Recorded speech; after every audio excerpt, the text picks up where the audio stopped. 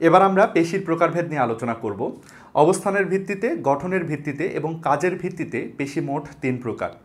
3 ধরনের পেশি নিয়ে যদি আমরা আলাদা করে আলোচনা করতে যাই তাহলে আমাদের অনেক তথ্য মুখস্থ করতে হবে। এত তথ্য মনে রাখা আমাদের জন্য বেশ কঠিন। এজন্য আমরা 3 ধরনের পেশিকে একসাথে আলোচনা করব। 3 ধরনের পেশির বৈশিষ্ট্যগুলোকে আমরা পাশাপাশি রেখে তুলনা করে করে পড়ব। এতে করে আমাদের অনেক কম তথ্য পড়তে হবে এবং তুলনা করে যেহেতু আমরা পড়ব আমরা খুব সহজেই তথ্যগুলো বুঝতেও পারবো। তোমরা দেখো 3 ধরনের পেশির নানান বৈশিষ্ট্য এখানে লেখা আছে। এই প্রত্যেকটা বৈশিষ্ট্য এমসিকিউ এর জন্য গুরুত্বপূর্ণ। এই বৈশিষ্ট্যগুলো কিন্তু এমসিকিউ আসতে পারে। আবার 3 ধরনের পেশির যে তুলনা বা পার্থক্য সেটাও কিন্তু সিকিউ আসতে পারে। কাজেই এই পুরা চিত্রতে, এই পুরা বোর্ডের মধ্যে আমি যা যা লিখেছি সব কিছু তোমরা ভালো করে মনে রেখো। আমরা এখন 3 ধরনের পেশি নিয়ে আলোচনা করব। এখন 3 ধরনের পেশি কিভাবে আসলো? প্রথমে যদি বলি কাজের ভিত্তিতে পেশির প্রকারভেদ। কাজের ভিত্তিতে পেশি আসলে 2 প্রকার। কিছু পেশিকে আমরা নিজেদের ইচ্ছে মতো সংকুচিত প্রসারিত করতে পারি, তাদেরকেই বলা হয় ঐচ্ছিক পেশি। যে পেশিগুলোকে আমরা নিজের ইচ্ছে মতো সংকুচিত প্রসারিত করতে পারি তারাই হলো ঐচ্ছিক পেশি। যেমন আমাদের এই হাত পায়ের মাসলগুলো, যেমন আমরা ইচ্ছে মতো সংকুচিত প্রসারিত করতে পারছি এদেরকে। তো এই মাসলগুলো, এই পেশিগুলোকেই বলবো আমরা হলো ঐচ্ছিক পেশি। আর কিছু পেশি আছে যাদের সংকোচন প্রসারণ আমাদের ইচ্ছের উপর নির্ভর করে না, সেই পেশিগুলোকেই বলবো আমরা অনৈচ্ছিক পেশি। যেমন আমাদের রক্তনালী, আমাদের খাদ্যনালী, খাদ্যনালী আমাদের নিজেদের ইচ্ছে মতো কিন্তু সংকুচিত প্রসারিত হয় না। আমি চাইলে আমার কোনো রক্তনালী বন্ধ হয়ে যাবে না, আমি চাইলে আমার হাতের কোনো রক্তনালী বন্ধ হবে না।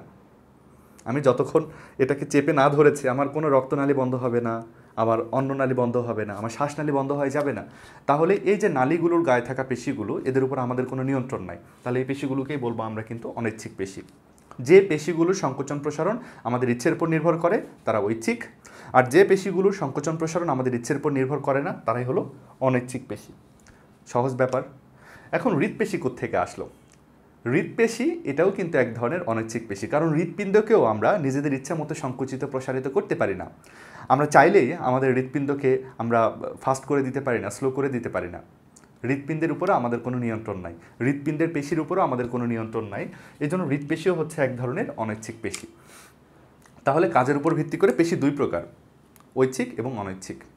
ঐচ্ছিকের মধ্যে তো ঐচ্ছিক থাকছে, আর অনৈচ্ছিকের মধ্যে যেমন অনৈচ্ছিক থাকছে হৃৎপেশিও থাকছে। তাহলে কাজের উপর ভিত্তি করে পেশি 2 প্রকার, এটা আশা করি সবাই বুঝছো। এবার যদি আমরা গঠনের বিবেচনা করি, কোন পেশিটা কিভাবে গঠিত সেটা যদি আমরা একটু বিবেচনা করি, তাহলে গঠনের উপর ভিত্তি করে পেশি 2 প্রকার। তোমরা লক্ষ্য করো, এই ঐচ্ছিক পেশিটা দেখো, এর গায়ের মধ্যে কিছু দাগ আছে, এর গায়ে কিছু দাগ আছে। ঐচ্ছিক পেশির গায়ে কিছু দাগ থাকে, এজন্য ঐচ্ছিক পেশিটা হয় অমসৃণ অথবা রৈখিক। ঐচ্ছিক পেশিরই অপর নামটা হলো অমসৃণ বা রৈখিক। অমসৃণ বা রৈখিক কেন বলতো? গায়ে দাগ আছে তাই। ঐচ্ছিক পেশির গায়ে দাগ আছে তাই এটাকে বলা হচ্ছে অমসৃণ বা রৈখিক। ইংরেজিও আছে, ইংরেজি হলো স্ট্রাইয়েটেড। ইংরেজিতে স্ট্রাইয়েটেড মাসল বলা হয়। তোমরা এবার খেয়াল করে দেখো, অনৈচ্ছিক পেশির গায়ে কিন্তু কোনো দাগ নাই, তাহলে এটাকে বলা হয় মসৃণ, এটাকে বলা হয় মসৃণ পেশি। ইংরেজিতে বললে বলা হয় নন স্ট্রাইয়েটেড,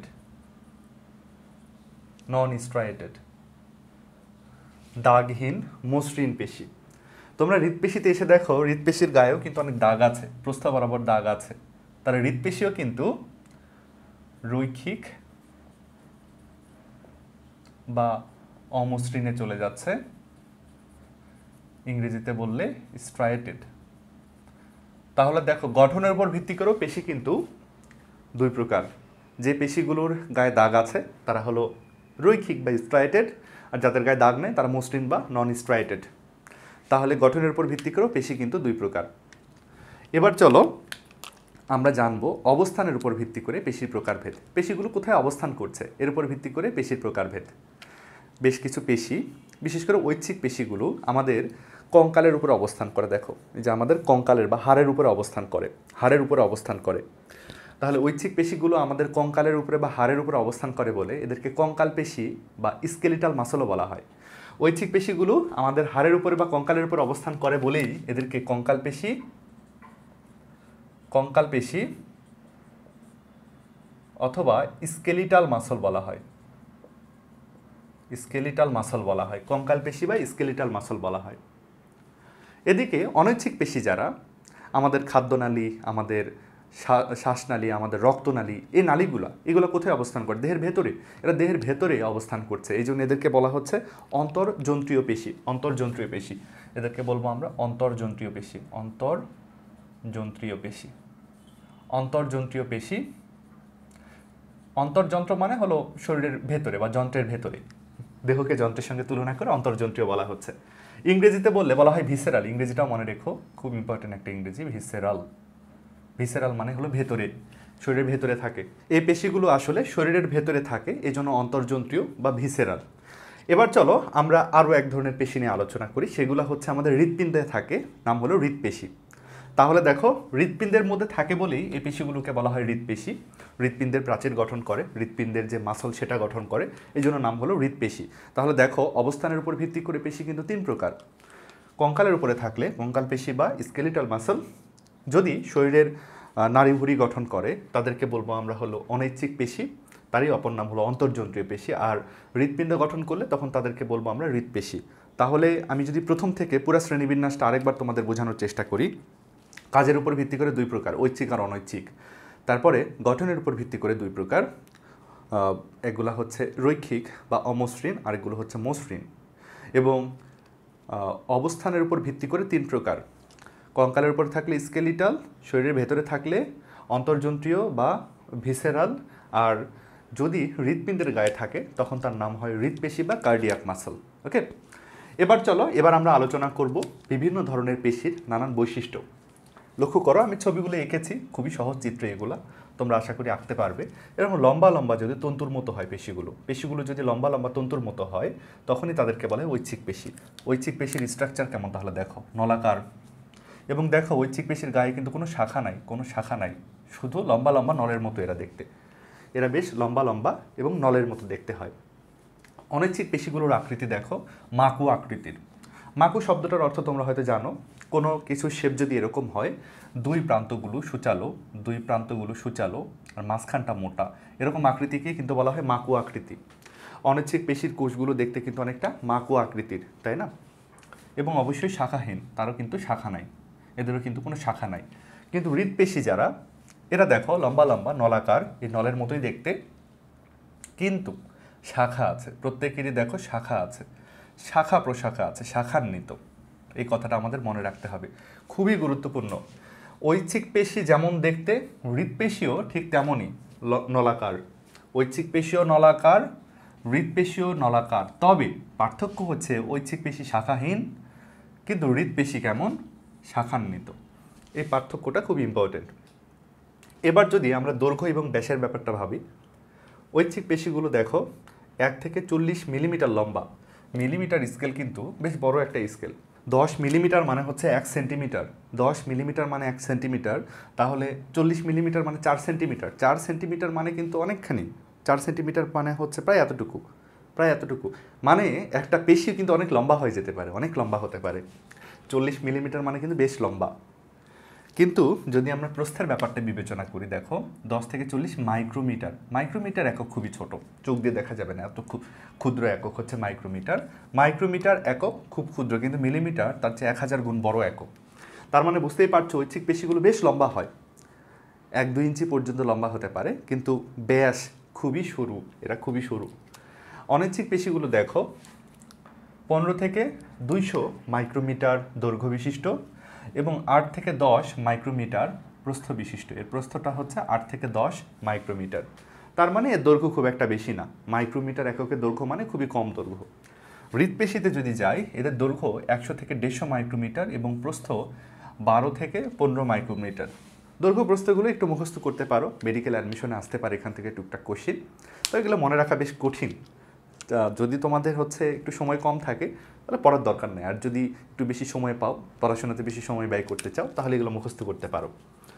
এই দৈর্ঘ্য এবং ব্যাসের ব্যাপারটা বেশ জটিল, অন্যগুলো অবশ্যই পড়তে হবে, এগুলোর কোনো অপশন নাই, তবে এই ব্যাপারটা আমি বললাম এই জন্য, দৈর্ঘ্য প্রস্থ মনে রাখা কঠিন, যদি তুমি সময় পাও মুখস্থ করো, না পেলে পড়ার দরকার নাই। ঐচ্ছিক পেশিতে কেমন নিউক্লিয়াস থাকে, কতগুলো নিউক্লিয়াস থাকে? ঐচ্ছিক পেশির একটা দেখো পেশিতন্তুতে কতগুলো নিউক্লিয়াস, কয়েকশো নিউক্লিয়াস থাকে এবং নিউক্লিয়াসগুলো থাকে একটু বাইরের দিকে, পরিধির দিকে নিউক্লিয়াসগুলো থাকে। নিউক্লিয়াসটা একটু পাশে পাশে থাকে, নিউক্লিয়াসগুলো একটু পাশে পাশে থাকে, পরিধির দিকে থাকে। অনৈচ্ছিক পেশিগুলোর মধ্যে দেখো প্রত্যেকটা পেশির মধ্যে, পেশিকোষের মধ্যে একটা করে নিউক্লিয়াস, এবং নিউক্লিয়াসটা কোথায় আছে? স্ফীত অংশে, অর্থাৎ যে জায়গাটা সবচেয়ে বেশি ফুলানো, সেই জায়গাতে কিন্তু নিউক্লিয়াসটা অবস্থান করছে। আর হৃৎপেশিতে যদি আমরা যাই তখন আমরা দেখব যে প্রত্যেকটা পেশিকোষে একটা করে নিউক্লিয়াস বিদ্যমান। দেখো একটা করে নিউক্লিয়াস বিদ্যমান, এবং নিউক্লিয়াসটা অবশ্যই সেই কোষের কেন্দ্রতে থাকছে নিউক্লিয়াস। ওকে, তারপরে দেখো অনুপ্রস্থ রেখা। এই যে তোমাদের আগেই বললাম, অনুপ্রস্থ রেখা মানে হলো প্রস্থ বরাবর থাকা রেখা। এই যে এই রেখাগুলো কিন্তু ঐচ্ছিক পেশিতে আছে, ঐচ্ছিক পেশিতে কিন্তু রেখা আছে। আবার এই রেখাগুলো কিন্তু দেখো হৃৎপেশিতেও আছে। এই যে হৃৎপেশিতে রেখা, এই যে রেখা, অনুপ্রস্থ রেখা, রেখাগুলো আছে, এখানেও রেখা আছে। কিন্তু অনৈচ্ছিক পেশিতে দেখো কোনো রেখা নাই, এটা খুব ভালো করে মনে রাখতে হবে। তারপরে দেখো ইন্টারক্যালেটেড ডিস্ক, এই ব্যাপারটা কি? ইন্টার মানে হলো মধ্যবর্তী, ক্যালেটেড মানে হলো দুইটা সেল, ক্যাল মানে হলো সেল, ইন্টার মানে হলো মধ্যবর্তী, ক্যাল মানে হলো সেল। দুইটা সেলের মধ্যবর্তী ডিস্ক, দুইটা কোষের মধ্যবর্তী জায়গাতে একটা বৈশিষ্ট্যপূর্ণ বা দৃশ্যমান একটা আবরণ থাকে, দুইটা কোষের মাঝখানের বাউন্ডারি থাকে। এই দুইটা কোষের মাঝখানের বাউন্ডারিটার নামই হলো ইন্টারক্যালেটেড ডিস্ক। এই যে দেখো এইটা একটা হৃৎপেশির কোষ, এটা একটা হৃৎপেশির কোষ, দুইটা কোষের মাঝখানে এই যে বাউন্ডারি, এটা একটা হৃৎপেশির কোষ, এইটা একটা কোষ, দুইটা কোষের মাঝে বাউন্ডারি, এটা একটা কোষ, এটা একটা কোষ, এই যে একটা বাউন্ডারি। তাহলে দেখো হৃৎপেশির প্রত্যেকটা কোষের ফাঁকে ফাঁকে দেখো বাউন্ডারি আছে। এই কোষের মাঝে এই যে একটা বাউন্ডারি, এই যে বাউন্ডারি, এই বাউন্ডারিগুলোকেই বলা হচ্ছে ইন্টারক্যালেটেড ডিস্ক।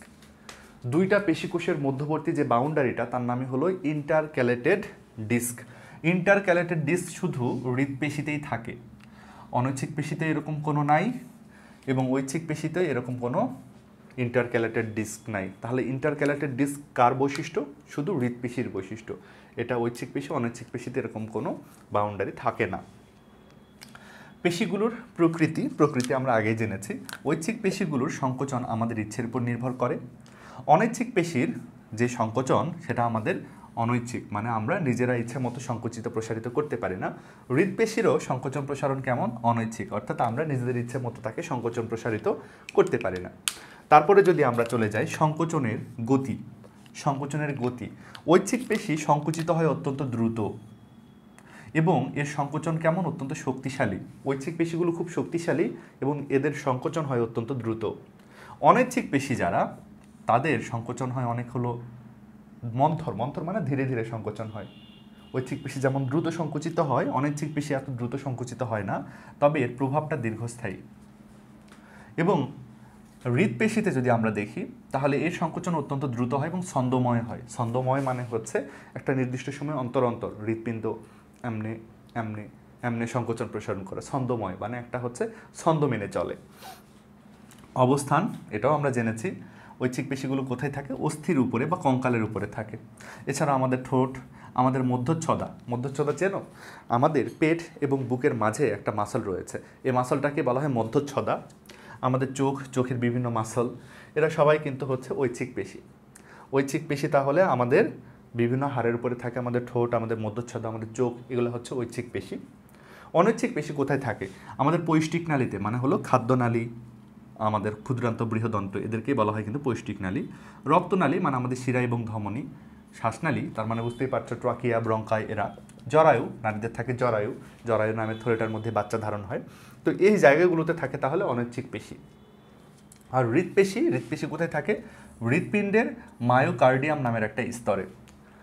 আমরা জানি যে মানুষের হৃৎপিণ্ডে 3টা স্তর থাকে।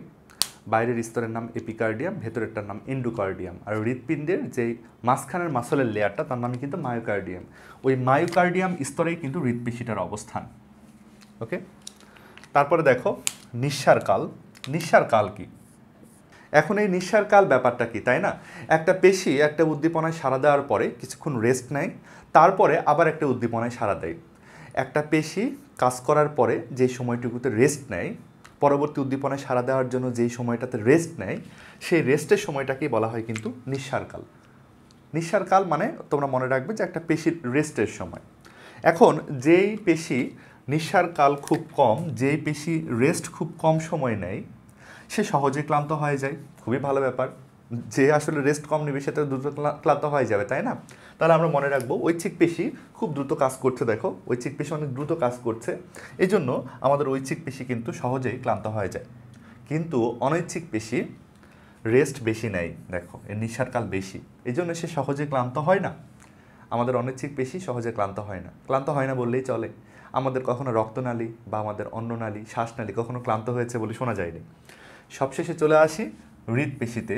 আমাদের হৃদপেশি সবচেয়ে বেশি রেস্ট নেয়, এর নিঃসার কাল সবচেয়ে ভালো, একটা সুন্দর সময় রেস্ট নেয়, তারপরে আবার কাজ করে। এই জন্য হৃৎপিণ্ড আমরা ঘুমায় থাকলেও চলে, হৃৎপিণ্ডের কখনোই রেস্টের প্রয়োজন হয় না, হৃৎপিণ্ডের পেশির কখনোই রেস্টের প্রয়োজন হয় না, কারণ এরা সহজে ক্লান্তই হয় না। তাহলে এই ব্যাপারটা আমরা মনে রাখবো, কোন পেশির নিঃসার কাল কেমন এবং কে কেমন সময়ে ক্লান্ত হয়। সবশেষে কাজের ব্যাপারে একটু ধারণা নিই, কোন পেশির কোন ধরনের কাজ। দেখো ঐচ্ছিক পেশি যারা, এদের কাজই হলো অঙ্গের সঞ্চালন ঘটানো। আমাদের শরীরের অঙ্গগুলোকে নড়াচড়া করতেই কিন্তু এই ঐচ্ছিক পেশিগুলো কাজ করে। সাধারণত কঙ্কালের উপরে থাকে, তো এই কঙ্কালগুলোকে নড়াচড়া করানোই কিন্তু ঐচ্ছিক পেশির কাজ। অনৈচ্ছিক পেশির কাজ কি? এদের কাজ হলো বিভিন্ন নালীতে বস্তুর চলাচল নিয়ন্ত্রণ করা। খাদ্যনালীতে খাদ্যের চলাচল নিয়ন্ত্রণ করা, রক্তনালীতে রক্তের চলাচল নিয়ন্ত্রণ করা, শ্বাসনালীতে বাতাসের চলাচল নিয়ন্ত্রণ করা। মানে এই অনৈচ্ছিক পেশিগুলোর কাজই হলো বিভিন্ন নালীতে বস্তুর চলাচল নিয়ন্ত্রণ করা। সবশেষে আছে কি? হৃদপেশি। হৃদপেশি এদের কাজ হলো হৃদস্পন্দন ঘটানো, মানে হার্টের যে বিট, হার্টের যে সংকোচন প্রসারণ, সেইটা ঘটানোই হলো হৃদপেশির কাজ। এই তো 3 ধরনের পেশির বিভিন্ন বৈশিষ্ট্যগুলো আমরা জানলাম। এই বৈশিষ্ট্যগুলো খুবই সহজ, আশা করি তোমরা বুঝতে পেরেছ। ছবিগুলো তোমাদের কিন্তু আঁকতে হবে, ছবি আঁকা খুব সহজ, আমি একটু দেখাই দিচ্ছি। ঐচ্ছিক পেশি এভাবে আঁকবে, এভাবে তোমাকে তন্তুর মতো করে আঁকতে হবে ঐচ্ছিক পেশি, এভাবে সুতার মতো করে আঁকবে ঐচ্ছিক পেশি। ঐচ্ছিক পেশি এভাবে লম্বা লম্বা তন্তুর মতো করে আঁকবে, ভেতরে কিছু ডট ডট দিয়ে দিবে, আর আড়াআড়ি দাগ দিয়ে দিতে হবে, অবশ্যই আড়াআড়িভাবে দাগ দিয়ে দিতে হবে, এবং পাশের দিকে একটু নিউক্লিয়াস দিবে, দেয়ালের দিকে বা প্রাচীরের দিকে নিউক্লিয়াসগুলোকে তোমার দিতে হবে।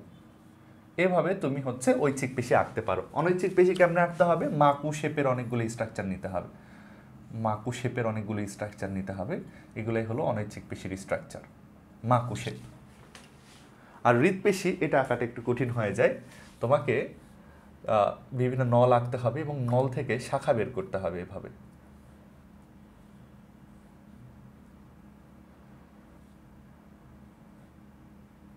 এভাবে নল থেকে শাখা বের করতে হবে।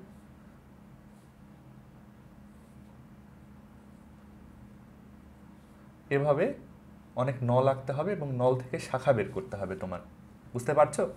তারপরে এদেরও এরকম আড়াআড়ি দাগ দিয়ে দিতে হবে, ইন্টারক্যালেটেড ডিস্ক দিতে হবে। মোট কথায় এদের ছবি আঁকাগুলো তোমাদেরকে পারতে হবে। তোমরা একটু প্র্যাকটিস করো ছবি আঁকাগুলো। বৈশিষ্ট্যগুলো আমরা পড়লাম, এখন আমরা এই প্রত্যেকটা পেশি নিয়ে আর বিস্তারিত আলোচনায় যাচ্ছি না, আমরা শুধু ঐচ্ছিক পেশি নিয়ে একটু বিস্তারিত আলোচনা করব, এইটুকুর প্রয়োজন হয়।